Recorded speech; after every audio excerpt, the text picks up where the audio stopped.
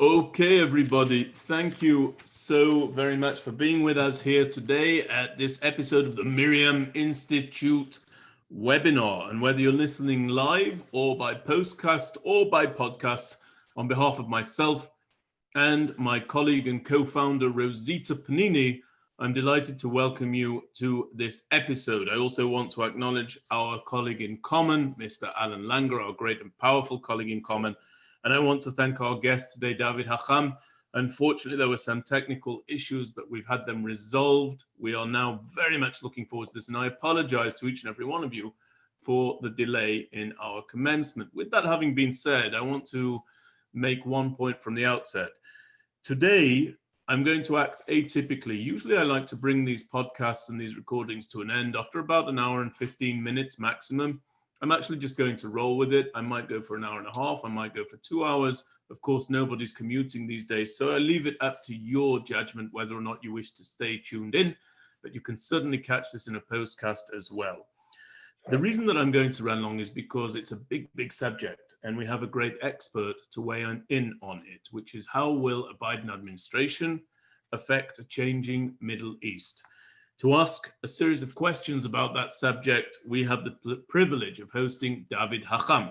David Hacham served for 30 years in various intelligence and political strategic positions in the Israel Defense Forces, including 8 years in the Gaza Strip as advisor for Arab affairs to successive commanders of the Southern Command and the coordinator of government activities in the territories, oftentimes abbreviated to COGAT.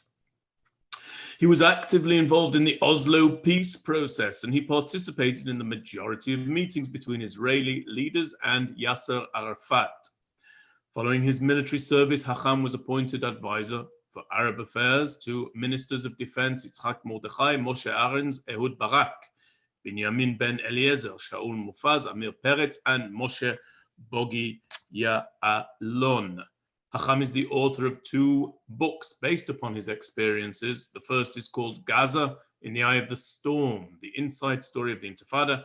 And the second is And the Land Was Filled by Hamas, Sheikh Ahmed Yassin and his war against Israel. So with that having been said, I'm going to dive right in after I ask David one question. David, how are you doing over there in Israel? How's life? Life is good. We are under the corona, conditions right now in Israel. So everybody has to be very much careful, to go with mask on the face and to be very much careful not to be contaminated in corona. So basically during this period of time, during the last, I would say several months, I stay more in home than going outside. But from time to time, there are lectures and that I give here and there, many different forums. So this is my activity during this period of time. It's a very strange period of time in Israel. I think in America, in the United States as well. Well, we're very pleased to have you, and we're happy that we're one of the audiences that has the pleasure of learning by way of your knowledge and expertise. Alan Langer, I want you to bring up, please, the photograph of Saeb Erekat at your own convenience. David, let's begin with a paper that you wrote for the MirYam Institute. It was published as an exclusive of the MirYam Institute and then in the Jerusalem Post as an opinion piece. And you wrote a paper which was entitled Mahmoud Abbas is waiting for a Biden administration. I repeat, Mahmoud Abbas is waiting for a Biden administration. And within that, you wrote the following. You said, quote, relations, namely relations between the Palestinians and the Palestinian Arabs and the United States administration, relations are at their lowest point since the start of the Oslo process.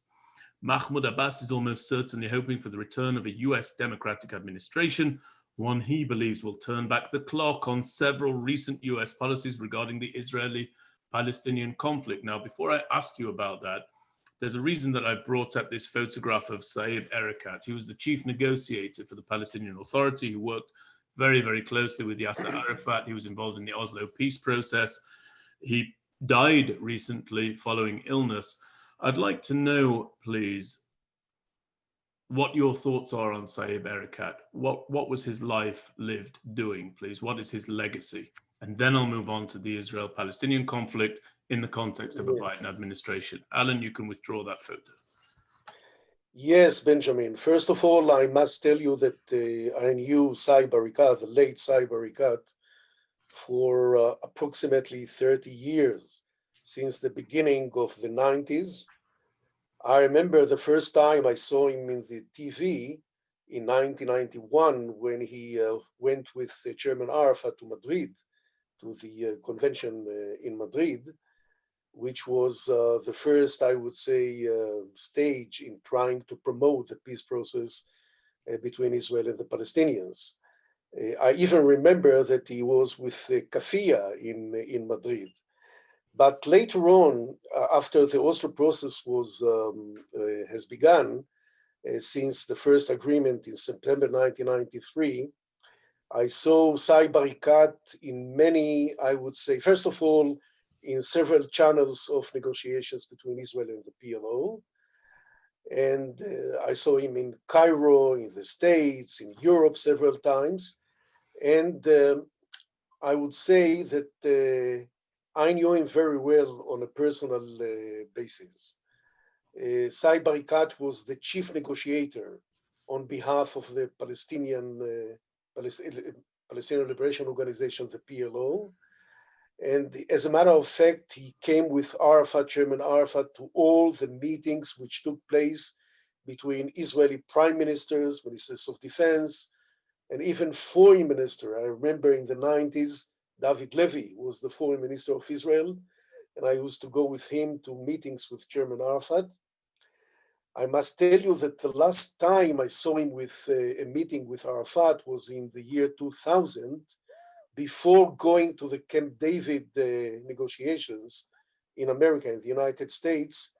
I remember a meeting took place between our Prime Minister and Minister of Defense, Ehud Barak, and Chairman Arafat. And Arafat came with Saeb Erekat.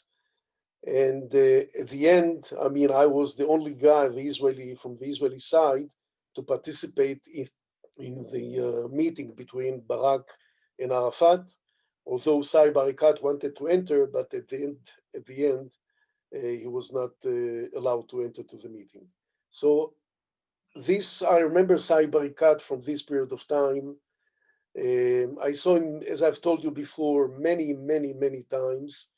He was very much knowledgeable as regards to the agreements, to the Oslo agreements signed between Israel and the PLO.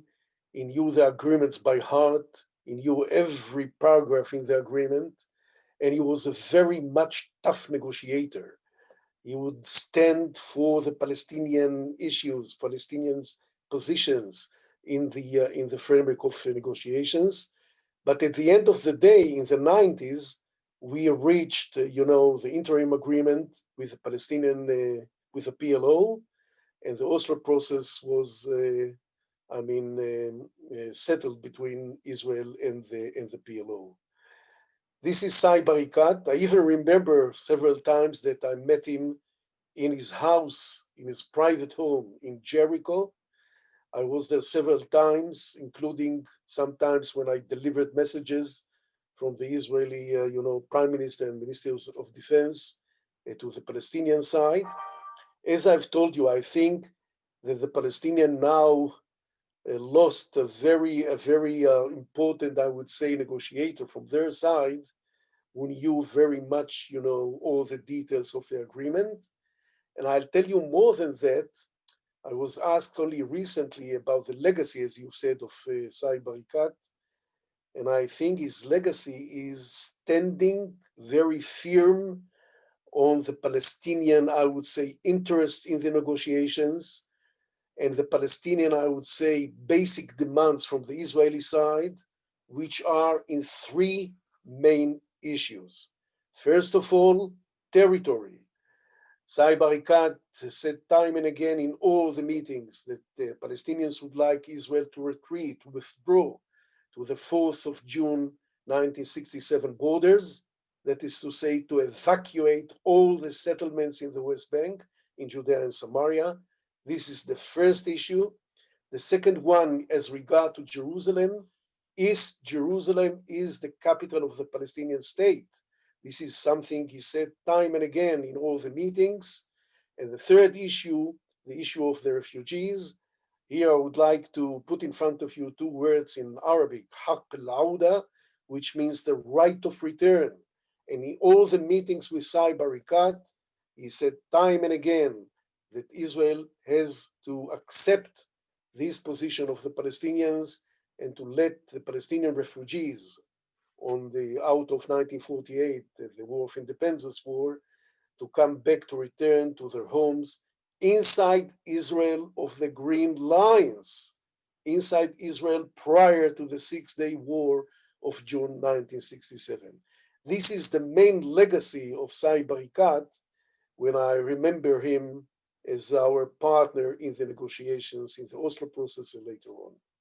Thank you very, very much indeed. I know that you had a relationship with him whereby you were working and negotiating. I also want to put forward another aspect of his legacy. That man was a mouthpiece for terrorism. He was a man who oftentimes would speak to the virtue of murderous terrorist activities that separated men from their limbs, women from their children, children from their families, Israelis from their own lives. And I actually think that his legacy is one of providing verbal and diplomatic cover to some of the most horrendous murderous activities taking place against innocent Israelis, Jewish and non-Jewish, by the way, David, over a sustained period of time, at least, including but not exclusively known as the Second Intifada. The man is someone who I will share with you, despite people feeling somewhat differently to me. I will be very, very pleased if his memory is ground into the dust of the earth, and if the policies that he espoused follow him towards that fate. Because by saying that Israel must accept the right of return, must give East Jerusalem, must evacuate all communities in Judea and Samaria, he knew very well that he was placing conditions in front of the Israelis that the Israelis could not accede to, whether it was left-wing Israeli governments or right-wing Israeli governments. And therefore, when Israel could not respond to those demands, and there was an absence of progress in those areas, he then went on to not somewhat, but explicitly defend repeatedly acts of terror and murder that took place across a sustained period of time. But I do appreciate that you see him as a negotiator, as an interlocutor, as somebody that you must do business with for once for better. We had like personal relations. I understand that. And I would like in this regard, if you have time, Yeah, to tell you one little episode that occurred to me between me and Sai Barikat. please I remember do, yes. I think I sent you something about it. But I remember that during the Oslo process, the negotiations with the PLO, the one round of negotiations took place in Egypt, in Cairo, in one of the hotels in Cairo. And I remember that I spoke with Arafat during, the negotiations. And I told him, that we have, the Israelis, we have to pay tribute to the Palestinians for keeping and preserving the ancient Jewish, Hebrew, biblical names of many of villages in the West Bank, in Judea and Samaria. So he said to me, please give me an example. And I gave him examples, many examples. I said, Tekoa is Tekoa, the birthplace of the prophet Amos. And Anata is Anatot, the place in which the prophet Jeremiah made his prophecies. And I went on, giving him examples. And he looked at me and he laughed and he said, we are going to change now all the names of the villages in order to wipe, any Jewish claims for these places. And this is something I really remember of Sai Barikat. And as I've told you before, I think when I'm speaking about negotiations with the Palestinians during the Oslo process, he was the most tougher negotiator from the Palestinian side. And as a matter of fact, he was one of the chief advisors of Chairman Arafat. And later on, he held the same position when Chairman Mahmoud Abbas, Abu Mazen, took the lead in the Palestinian side after the death of Arafat in November 2004. So David, thank you very, very much for telling us about your professional interactions with him. I do want to say that I stand by my description of him. I think that he washed and wiped clean through the power of his oratory murderous acts launched against innocent Israelis across a sustained period of time. He was an apologist for terror.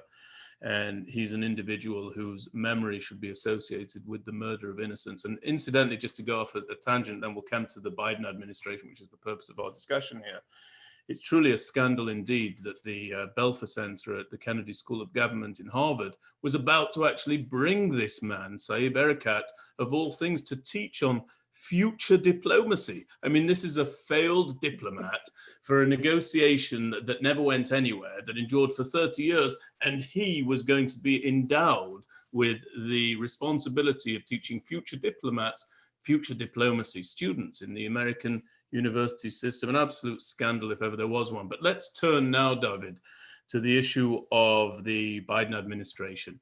I really want to get to that issue. So my first question is this. Let's go back to your opinion piece, which I remind everyone can be seen on the MirYam Institute website and was published in the Jerusalem Post. You said the following: Mahmoud Abbas is almost certainly hoping for the return of a US Democratic administration, one he believes will turn back the clock on several recent US policies regarding the Israel-Palestinian conflict.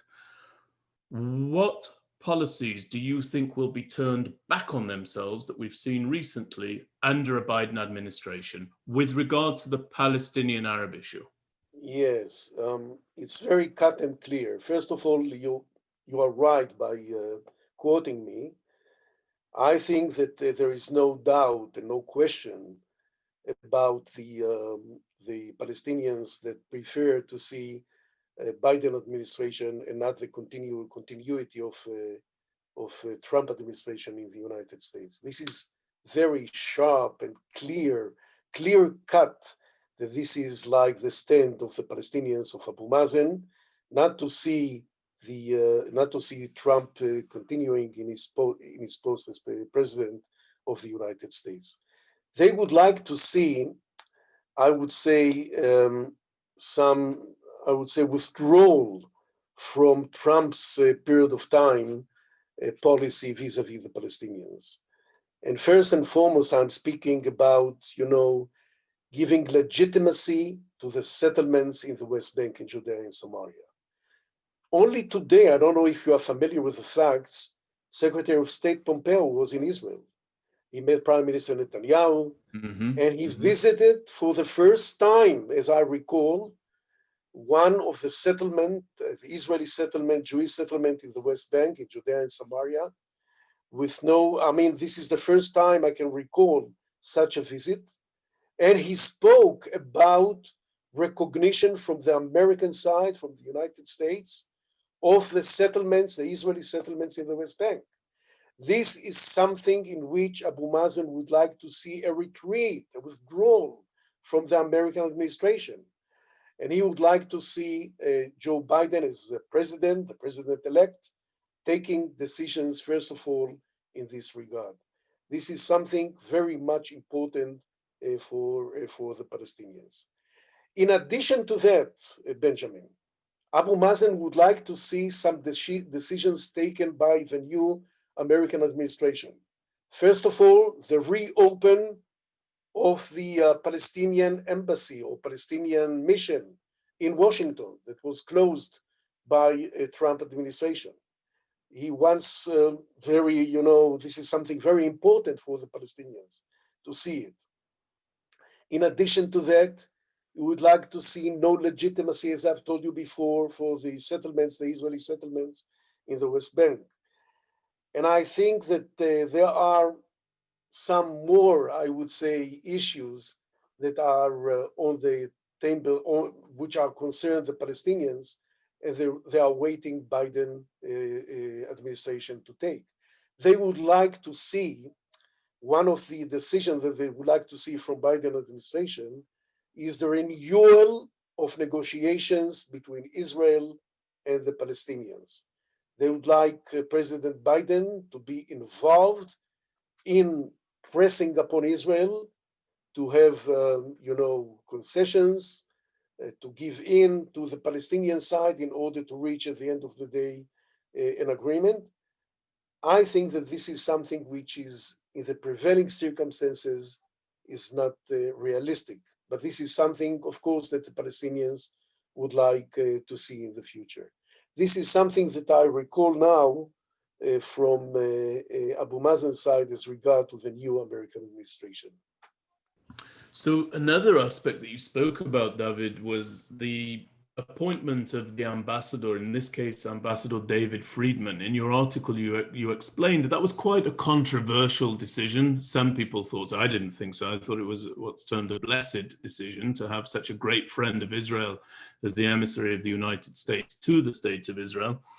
But it was controversial in some people's eyes because Ambassador Friedman, as a private citizen, was known to be supportive and somewhat of an investor in communities in Judea and Samaria, East Jerusalem, and other places. You seem to be alluding to the idea, David, that there will be a change in the bona fides of America's ambassador to Israel. Do you expect that we'll see a reemergence of individuals like Martin Indyk, for example, who's known to be a little bit less sympathetic? Martin Indyk, for example, just wrote a eulogy lionizing Saeb Erekat. Are these the sort of returns that you expect will happen? And are these the sorts of returns that you think Mahmoud Abbas wants to happen under a Biden administration? Yes, 100%, you are right. I mean, first of all, he saw David Friedman as like an American Israeli agent. I mean, from the point of view of the Palestinian side. They saw him as more Israelis than the Israelis, because David Friedman's approach and position vis-a-vis the settlements in Judea and Samaria was not a secret for the Palestinian side, for Chairman Abu Mazen, for Mahmoud Abbas. And they treated him as such, I mean, during his period of time in the last couple of years when he was ambassador in Israel.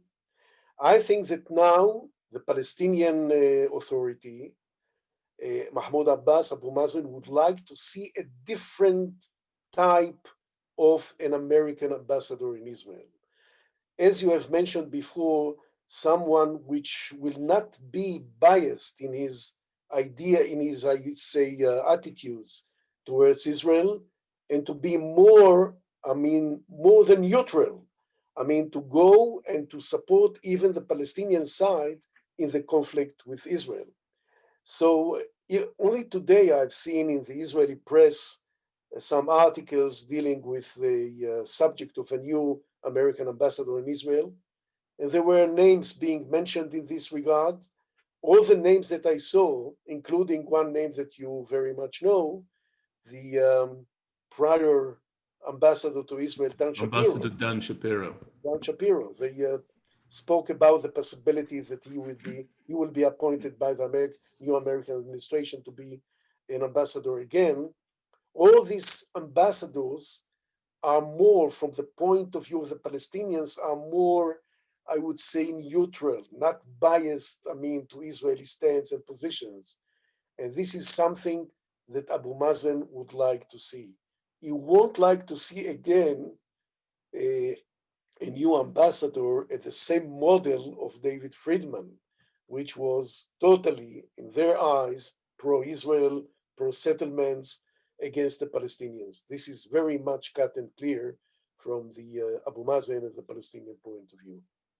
Now, one of the seminal diplomatic initiatives of the Trump administration was what was termed, although they never termed it as such, but it was termed in the populace, the deal of the century. And this was a blueprint, an outline, subject to negotiation, but a blueprint and an outline for the establishment of a Palestinian state side by side with the state of Israel.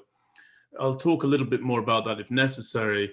Tell us, under a Biden administration, what is the fate of the Trump administration's deal of the century? Does it have legs? or have those legs now been cut from underneath it? And if so, what will be the parameters that a Biden administration is expected to seek to impose or to suggest? Listen, the answer to this question, to this issue, is very cut and clear. The Trump deal of the century is no more valid, is no more on the table of future negotiations between Israel and the Palestinians. I mean, I don't know if you saw the map that the Palestinians. I'm very, very familiar with the map. Yeah, Very. the map.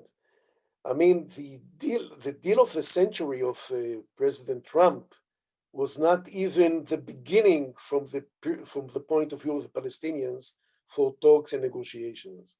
It was totally unaccepted by the Palestinian side as a basis for any negotiations with the state of Israel. They, of course, this is something today, they even spoke about it loudly and publicly, that the deal of the century is no more any, I would say, plan for peaceful negotiations between Israel and the Palestinians. Listen, the main thing that the Palestinians would like to see is the stopping of construction and expanding the Israeli settlements in Judea and Samaria, in the West Bank. This is something very much, I would say, important for the Palestinians. They would like at the end of the day to see an Israeli evacuation, withdrawal from the settlements. But they are, during the negotiations which took place in the 90s, they even say that they are ready for exchange of territories. That is to say, if some settlements are going to stay in Judea and Samaria, they would like equivalent, I would say, area in the Israeli side, in the Israeli of the Green Lines, to be under Palestinian sovereignty.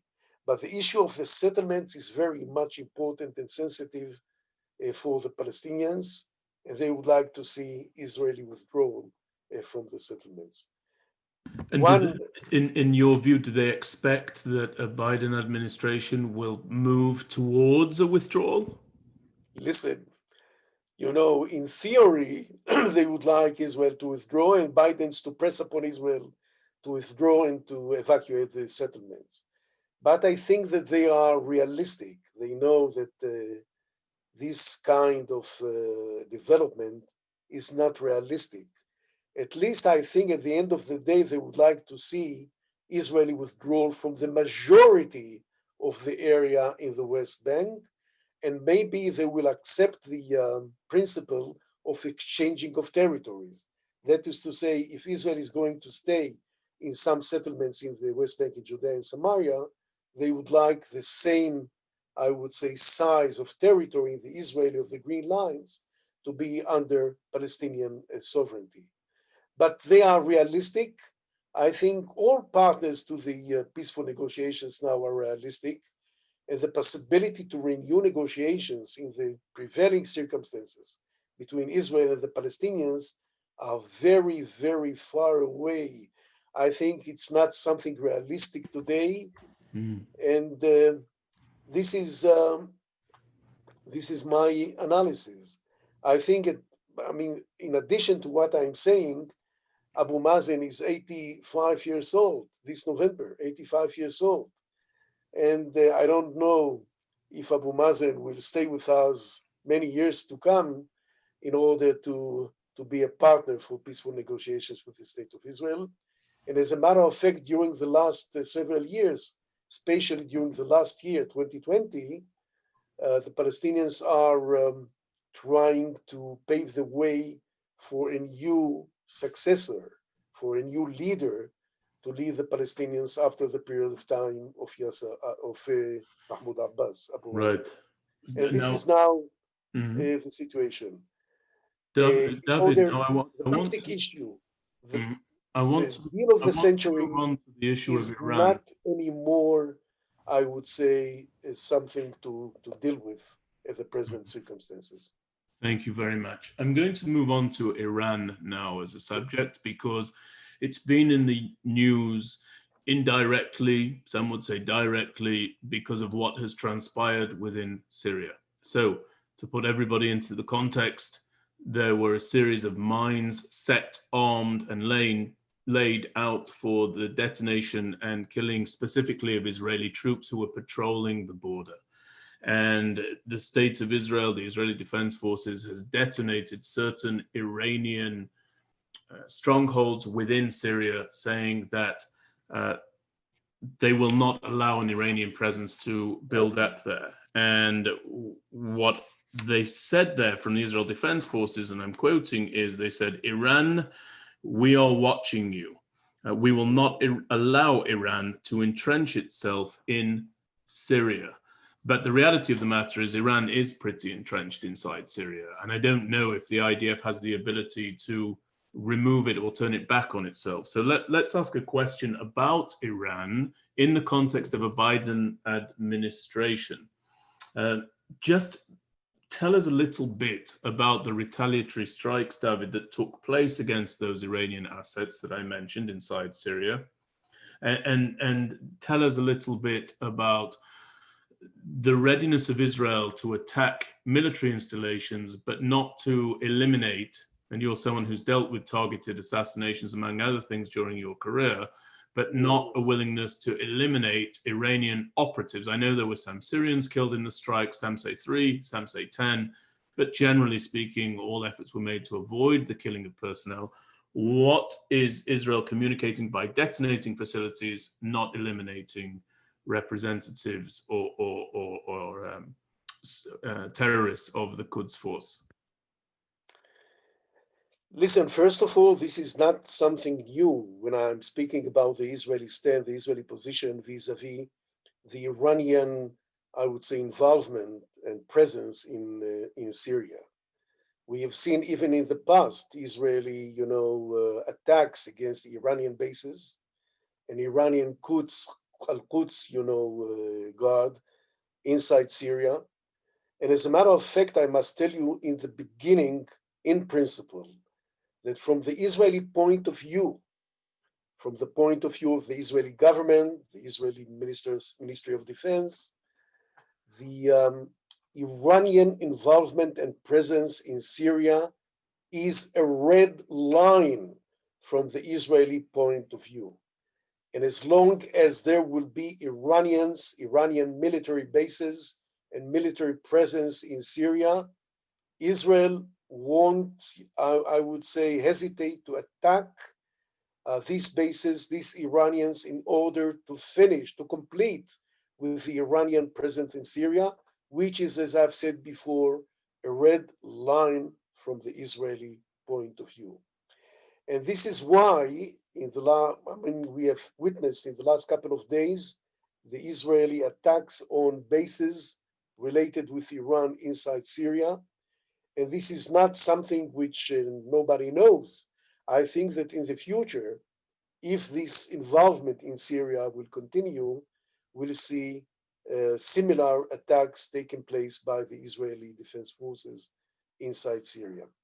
This is something very much essential and very much, I would say, basic from the Israeli point of view, not to see involvement of Iran in Syria.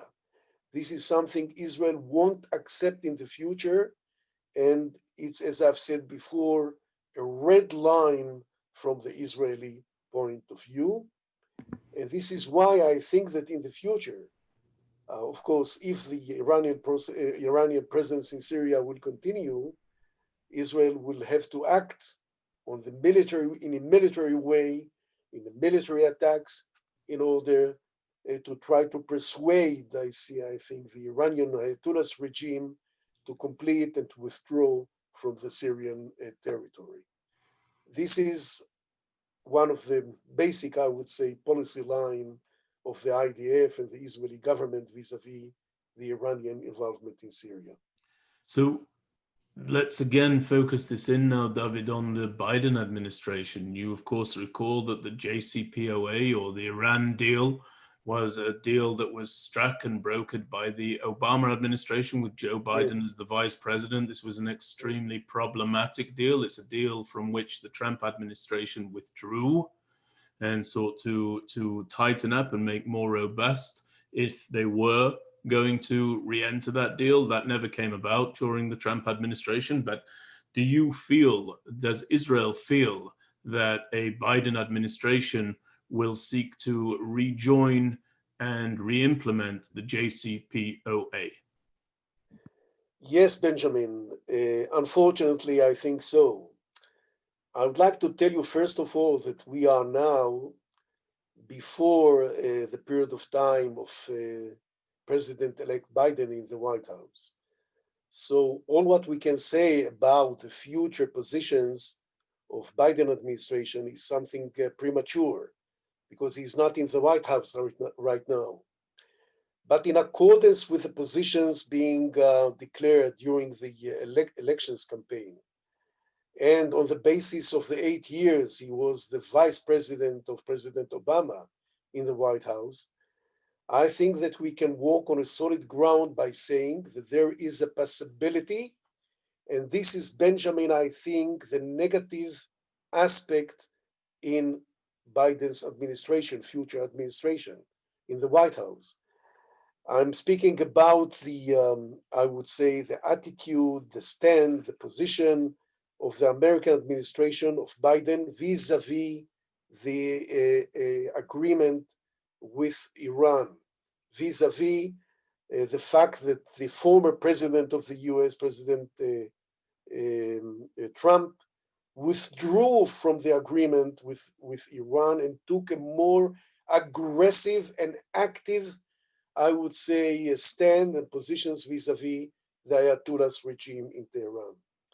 I'm saying this, and this is very much said from my point of view, that I think that at the end of the day, and you were right by saying so, the new American administration is going to come back, to return to the agreement signed between the powers, the 8 powers, including United States, Russia, etc., and the Iranian regime. This is something I think from the Israeli point of view is very much negative. We don't want to see this agreement being active and being respected again. I think that the positions took by the Trump administration was the right way to deal with the Iranian dangerous nuclear capabilities that are going to be developed in Iran. And I think that coming back to the agreement of 2015, between the 8 powers in Iran is something that we as Israelis, the Israeli government, we see it as a negative step, as a negative development, because I think we don't have to deal with Iran and giving Iran the room in order to develop in the future nuclear military capabilities. This is something out of question from the Israeli point of view. And I would say, I think that at the end of the day, in accordance to what I've heard during the last couple of years from Biden and in the last elections campaign, maybe President Biden is going back to the agreement signed between the 8 powers and Iran in 2015. And this is something from the Israeli point of view, very much negative when we see the ambitions and the plans taken by Iran in terms of developing nuclear military capabilities. Now, David, I know that you've said it's bad, and I know that you've said you're concerned that there will be a return to that deal. I want you to remind everybody on this call what in that deal was bad. What in that deal was negative? Just give us 1, 2, 3 examples. Now, before you answer, David, yes. I want to tell everyone on our audience something. We are going to give an additional amount of time for questions here on top of what we normally give. I want to prompt people, if you do have a question, type it in the Q&A box at the bottom of the screen, or you can use the hand raising option, type it in the Q&A, and we will come to you, and I'm going to call people out. I want to hear from Harold. I want to hear from Judith. I want to hear from Mike and Lane.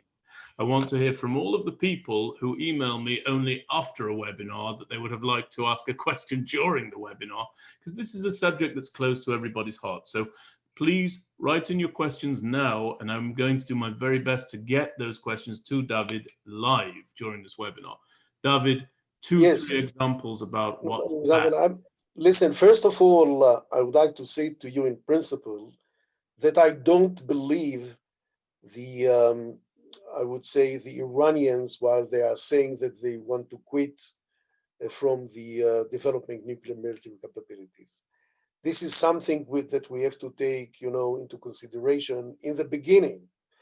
And at the end of the day, when we are speaking about the deal, it gives Iran a certain period of time, or several years, not to continue with development the nuclear military capabilities. But what will be after this period of time? This is one major question. We have to seek for, I would say, a formula which will give us guarantees that the Iranians are quitting, are abandoning the desire to develop nuclear military capabilities. And in the agreement of 2015, there is no guarantee. It gives Iran several, I would say, years in order not to develop, but at the end of the day, they are going to return to the nuclear, ambitions, nuclear military ambitions. This is something totally unacceptable. And this is why, by the way, Benjamin, that like 8 years ago, there was a possibility of an Israeli military attack on the nuclear military bases in Iran. I don't know if you are familiar with the facts. It was during the period of time, the beginning of the period of time of Netanyahu as the Israeli prime minister. And when we saw the international community behavior and stand vis-a-vis Iran and vis-a-vis the Iranian desire to develop nuclear military capabilities, the planes were ready for the raid, for a military raid on the bases, on the nuclear bases in Iran. And at the end of the day, no order were given to the Israeli plans to attack. I think at the end of the day, you have to understand what are the Israeli concerns. It's not a matter of a base here or there, a military base here or there. It's a matter of survival. And this is why we are not only concerned, we have to take all the measures and the steps in order to prevent the Iranians from developing nuclear military capabilities, because it has to do with survival when we are speaking about Israel. And by the way, I must tell you, on the basis of my experience as an officer in the IDF and later on in the Ministry of Defense, in the defense establishment, it's not only a concern of Israel when I'm speaking about the Iranians' desire to develop at the end of the day military nuclear capabilities. It's the concern of the pragmatic moderate Arab regimes in the area, Egypt, Saudi Arabia, the Hashemite Kingdom of Jordan, the Gulf Emirates. And there is no doubt now, in the last couple of weeks, before a couple of weeks, we have seen for the first time a peace agreement, normalization between Israel and the UAE, United Arab Emirates, and Bahrain, and Sudan going on. And the fact that they came to have peaceful agreements with Israel, normalization, is first and foremost because the Iranians, I would say, threat on the regimes, the pragmatic, conservative Arab regimes in the Middle East. So it's not only an Israeli concern, at the same breath, at the same time, it's a concern of the pragmatic traditional regimes in the area. So I have one more question about Iran, and then I still have a couple of other topics I want to get to with you. On the issue of Iran, Business Insider released a story where they interviewed a number of representatives of NATO off the record, and they came out with the following quote. They said, this quote is attributed to a NATO representative. It says, "I'm afraid the Saudis or the Israelis might see a sympathetic ear leaving the White House and a hostile one arriving, and think that perhaps this will make a confrontation inevitable." A second NATO official went on to say, quote, "Both countries, meaning Saudi Arabia and Israel, are run by immature leaders who have been screaming about, have you ever heard such a thing? Who have been screaming about the need for war with Iran for so long, it's possible they really believe that a Biden administration will be followed by an Iranian nuclear attack." There's an idea here, David, being spoken about that because of the incoming Biden administration, and I want you to pass this out for us, there may be a rush by the Israelis or the Saudis or a combination of a number of forces there in joint operation with the Americans to hit Iran now during the lame duck session. Do you think that's likely to happen? You spoke about high readiness in the past. Is that high readiness back? Yeah, first of all, I must tell you something as regard to the Trump administration. I've read in the newspaper in the last couple of days that President Trump was ready to give an order for the American army to attack the Iranian bases, nuclear bases. And this is something we have to take, of course, into consideration.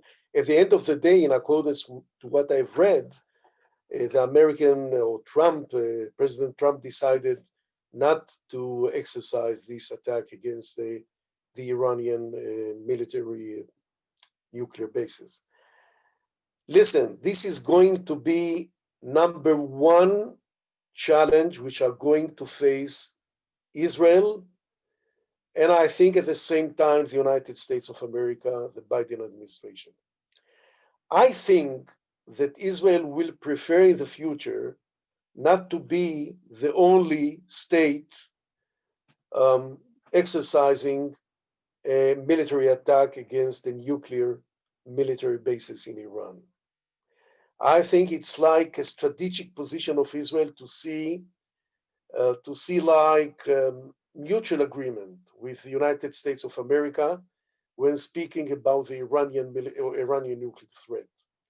And this is why I think that at the beginning Israel will try to find ways to come to an agreement with the Biden administration in America, and not to do, unilaterally and alone any military aggression against Iran. But at the end of the day, again, I must tell you this issue, Benjamin.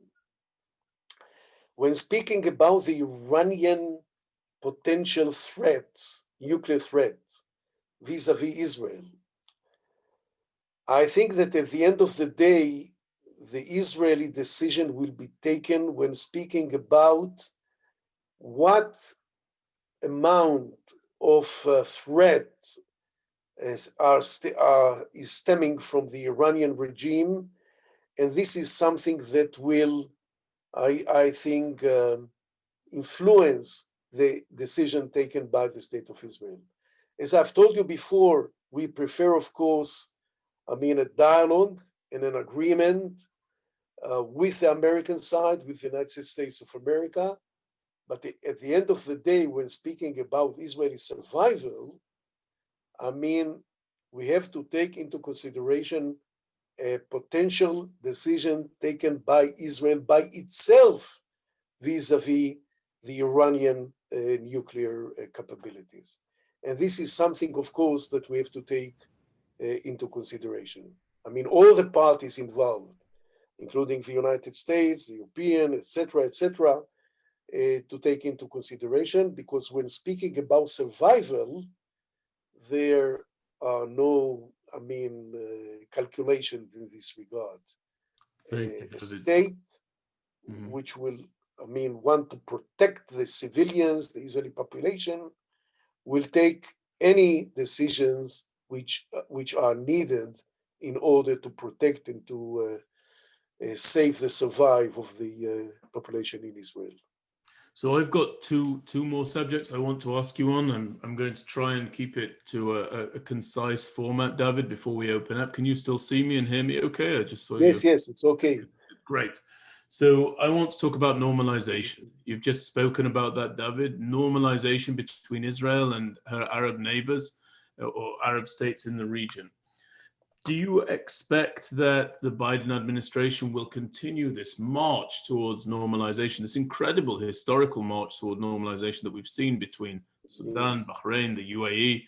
If so, Yes. do you think that Saudi Arabia might be next? Yes, first of all, Benjamin, we have to pay tribute. I mean, I'm speaking as an Israeli citizen. First of all, to President Trump for investing all the energy through, of course, his aides, his assistants, in order to bring Arab states to sign peace treaties, normalization with the state of Israel, which is of historic dimension.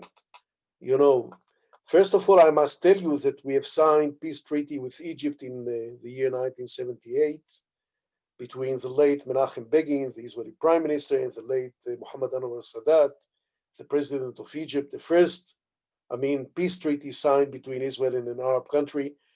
And afterwards, 15 years later, in October 1994, we have signed a peace treaty with the Hashemite Kingdom of Jordan. At that time, it was the late Prime Minister Yitzhak Rabin, and the late king of the Hashemite Kingdom of Jordan, King Hussein.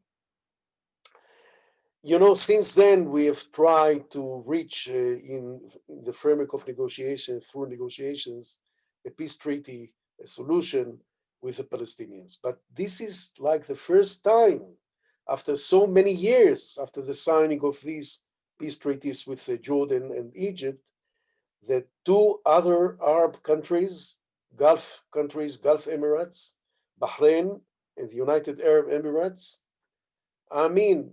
are not taking into consideration the Palestinian issue and are saying loudly, clearly, publicly, we are ready to sign peace treaties with the state of Israel.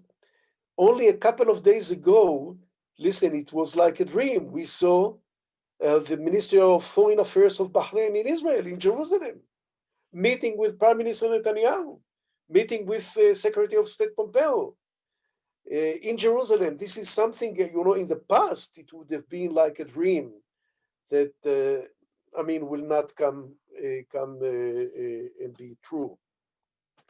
In any case, I think that even during Biden's administration, Biden period of time as president, I think that we will see, and I hope so,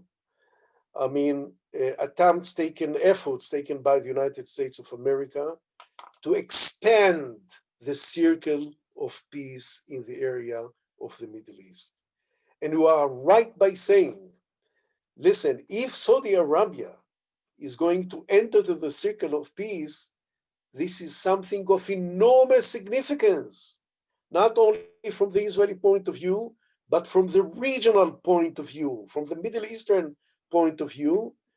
And this means at the end of the day that we are going to see a more peaceful Middle East than we used to see before. I think that there will be pressures being exerted by the Biden administration on the Saudis to go on with normalization.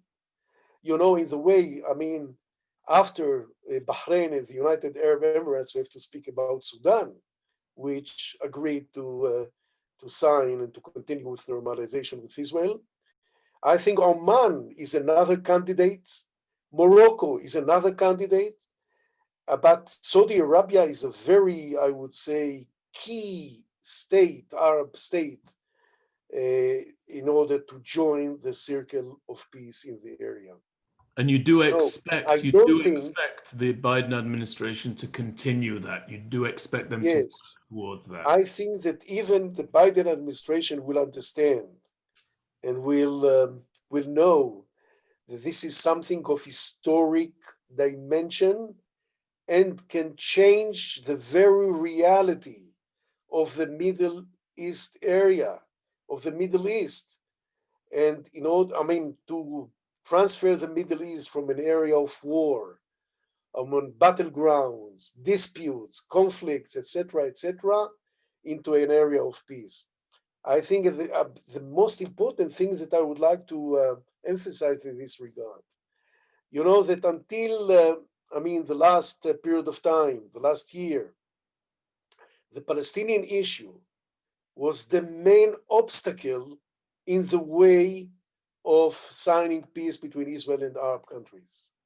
But what's important now, that despite the conflict going on between Israel and the Palestinians, Arab countries said in a loud and clear and public voice, we are ready to sign peace treaties with the state of Israel, with the Jewish state. David, And this is do you think that a Biden administration, given that you said that you imagine they might return to front loading the Palestinian-Israeli conflict, or the Israel-Palestinian conflict and its resolution with regard to their foreign policy, do you think that they may throw that into the works of normalization and essentially throw a spanner into those works, tying extended continuing normalization to first resolving the Israel-Palestinian conflict? In other words, that they might return to the orthodoxy that we've seen endure for some 30 years, that said we must resolve the Israel-Palestinian issue in order to broaden the circle of peace? Or do you think that they might be beyond that now and will continue whether the Israel-Palestinian negotiations continue or discontinue? You are speaking from the point of view of the American administration, of Yes, Biden administration. yes. Listen, I think I don't know. I don't, again, we are walking in not a solid ground right now in terms of what will be the American stance and positions. But I think that first of all, the American will bless the continuity of agreements that will be signed, a normalization process between Israel and Arab countries. At the same time, and this is something I would like to emphasize, I think from the Biden administration, the Palestinian issue, the Palestinian-Israeli-Palestinian conflict, is something that even the Biden administration would like to see progress, would like to see steps ahead in order to reach, at the end of the day, peaceful solution. I think that it won't occur, any beginning of any negotiations within a short period of time. I would like to tell you in this respect that I think that when we're speaking about the Middle East, there will be a period of time of the new administration of half a year, maybe a year, until they will enter in a very, I would say, intensive way to the Israeli-Arab issues, conflicts in the area.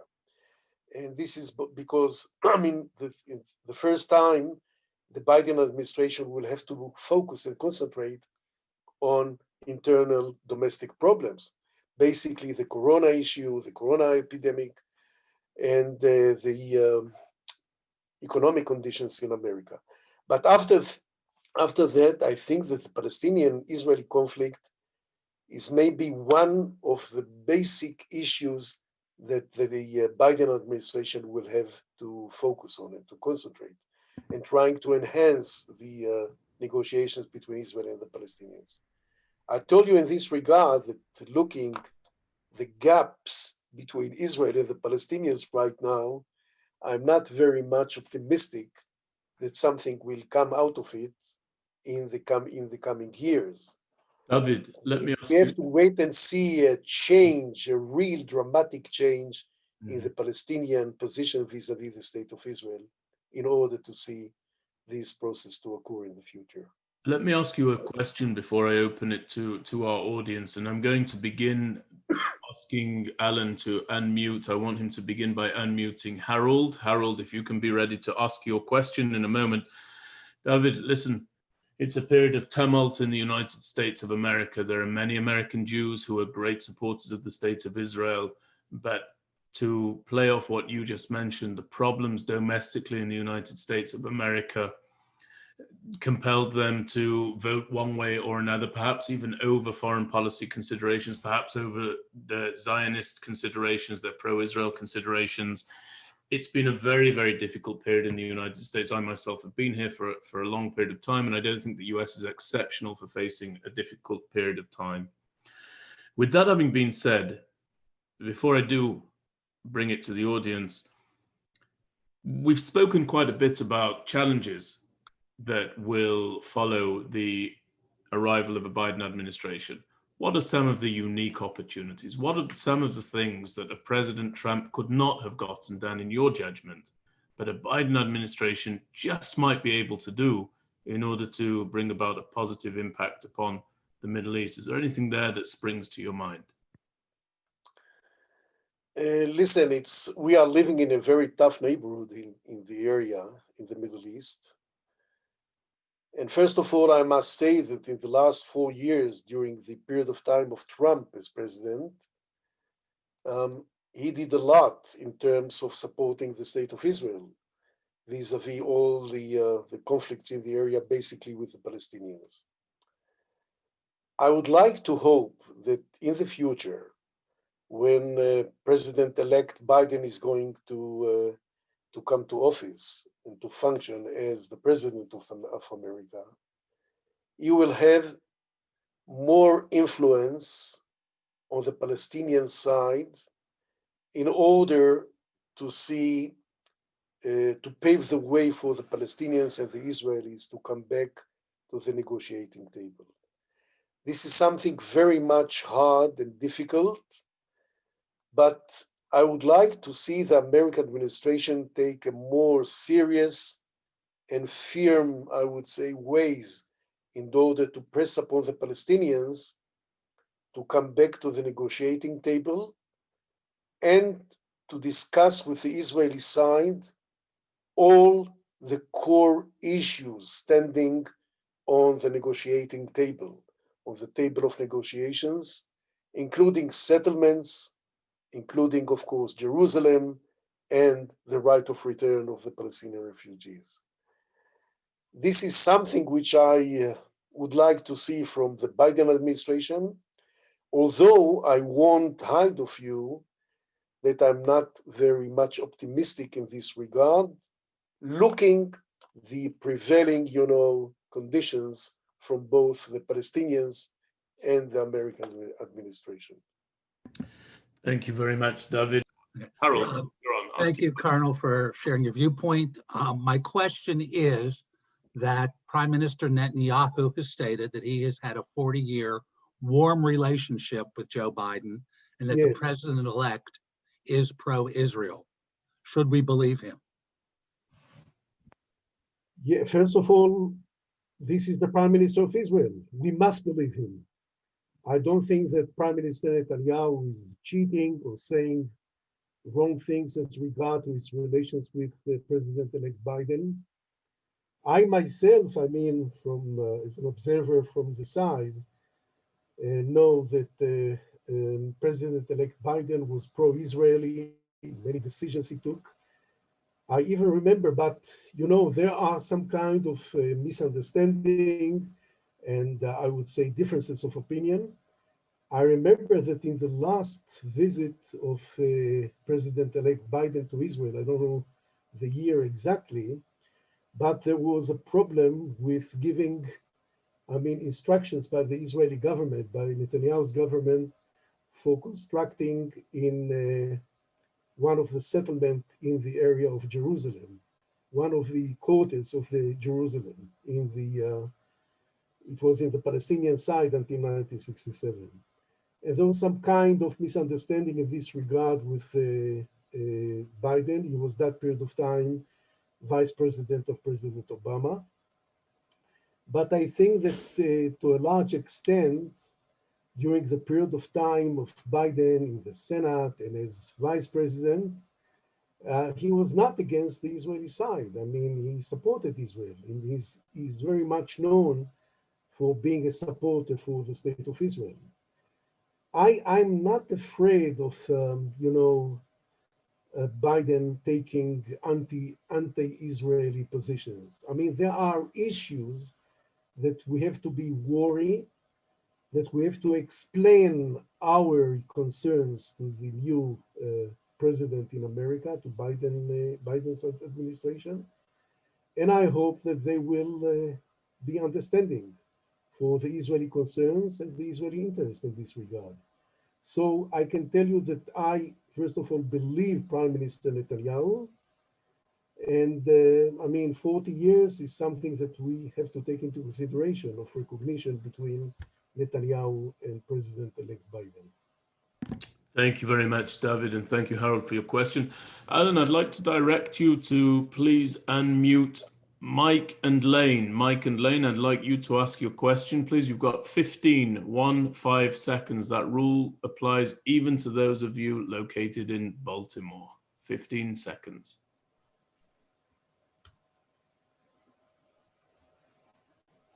Do we have Mike and Lane unmuted, Alan? Okay, can you hear me? We hear you guys, and it's wonderful always to have you on here. Please ask your question. Thank you, Benji. What possible justification could there be in a Biden administration to reinstate the JCPOA, knowing that Iran is constantly violating the agreement during the past 5 years since its inception? Listen, from the American point of view, they would like to see some kind of stability when we are speaking about the nuclear issues with Iran. And this is why, at the end of the day, I think in accordance with what we've heard during the last elections campaign and during the last 8 years when he was vice president of President Obama, the American administration under Biden would like to see some stability in terms of the relations with Iran. And this is one of the main, I would say, reason for coming back to the agreement signed in 2015 between the eight powers and the Ayatollah regime in Iran. This is the main, I would say, reason behind this, what will be the potential future decision taken by the Biden administration. Still in this regard, I would like to say that we are not working in this issue on a solid ground because, you know, President-elect Biden is not in the White House right now. But, and this is only an assessment, a prediction of what steps he will take vis-a-vis Iran. But in accordance to what we have heard, I think this is the main line, the principal issue, the principal desire of Biden's administration to see vis-a-vis Iran. Of course, as I've said during our conversation with Benjamin, I think this is something which is totally not contrary to the Israeli stand, the Israeli positions. We would like to see more pressures being exerted on Iran in order to abandon its desire to produce, to develop nuclear military capabilities. This is the main interest from the Israeli point of view. And as I've said during our conversation, from the moderate, pragmatic regimes such as Egypt, Saudi Arabia, Jordan, etc., in the Middle East. This is the Israeli stand vis-a-vis the nuclear Iran capabilities. Thank you, David. I'm going to ask you another question that was sent in to us. You alluded to it during one of your earlier statements, David, but I am going to come back on it because I think this is something that does trouble a number of people. So on March 8th, 2010, there was something of a debacle between Vice President Joe Biden and the State of Israel. During this visit to the State of Israel, there was an announcement that there would be a community that was going to be developed and expanded. Now, it says that it says here in the quote, it says yesterday, the decision by the Israeli government to advance planning for new housing units in East Jerusalem undermines trust, the trust that we need right now in order to begin profitable negotiations. And a lot of people saw that as a bit of a warning that an Obama administration at the time, and now a warning that perhaps a Biden administration will be very forceful on the issue of the communities in Judea and Samaria. You call them settlements, I call them communities. The communities in East Jerusalem, you call them settlements, or might call them settlements, I call them communities. That's for us to discuss, but there are two views on this issue. One is that is absolutely a warning shot, that this will be a brutal, insistent administration on the issue of communities in Judea, Samaria, East Jerusalem. And then there's another view, which is that it was blown out of proportion. It should not have been blown out of proportion. The statement that the Vice President Biden made is not that consequential, and that people should rest easy because this is a bona fide friend of the state of Israel.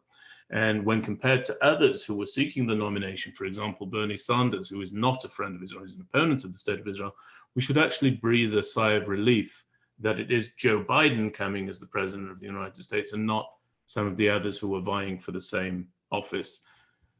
What would you advise our listeners to take away from previous statements that you have alluded to? Are they catastrophic, or do they need to be put in a context? And what is that context? Is this a friend of Israel?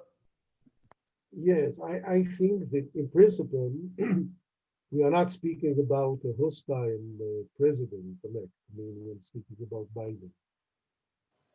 I can see some misunderstandings and conflicts which can occur between the Israeli side and the United States of America under Biden administration.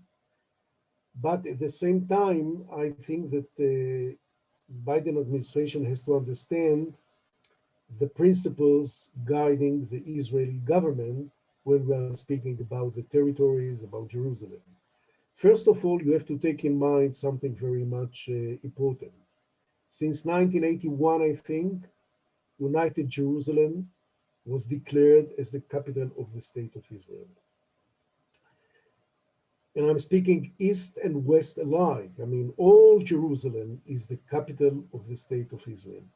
And this is something, first of all, you have to take, I mean, even the United States of America into consideration. We are a sovereign state. We are taking our resolutions and our decisions based on our interests, based on our, historic, connection with these areas. And this is something that foreign leaders and foreign countries has to, to understand and to honor. At the same time, we understand the American, I would say, position in this regard. They would like to see an opportunity to pave the way to continue with the peace process with the Palestinians. As I've told you in answering another question that you have raised, we are ready to come with the Palestinians to negotiations and dealing with the Palestinians and discussing all the core issues, including Jerusalem. We are ready to have discussion with the Palestinians about Jerusalem. They will come with their own positions, we'll come with our positions, and we'll try to find a way in order to reach a solution. I'm not saying that this is a smooth, easy way for a settlement between us and the Palestinians. But at least this is the beginning. We have to try. If we are not going to try, we are not going to succeed.